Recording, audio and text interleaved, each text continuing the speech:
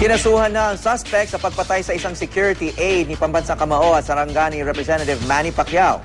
Mula sa General Santos City, may news to go si Mark Zambrano live. Mark.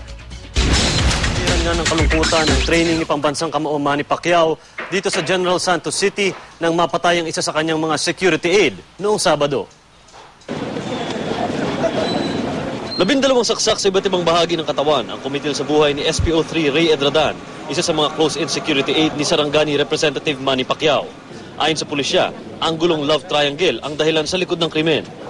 Sumugod daw si Edradan sa tinutuluyang bahay ng dating kasintahan ni si Rowena Cabanyog sa Barangay Labangal at dito sila nagpang-abot ng kasalukuyang kinakasama ni Cabanyog na si Ernesto Edulman. Nagkapalitan daw ng maanghang na salita hanggang inumangan ng saksak ni Edulman si Edradan. Agad nagtago ang suspect at kinakasama nito.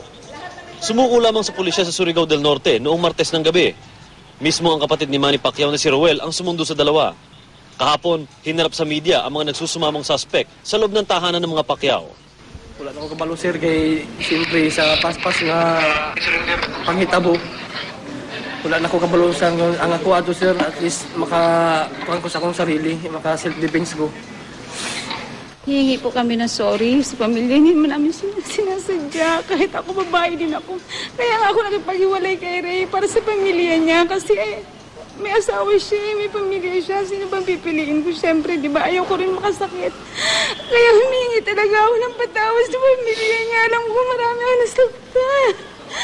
Naharap sa kasong murder at frustrated homicide ang suspect. Hawi, tinuturing na ng case closed itong kaso at nakapagpatuloy na ang training ni Manny Pacquiao dito sa Gensan. At yan muna ang latest mula dito sa General Santos City. Hawi? Maraming salamat, Mark Zambrano.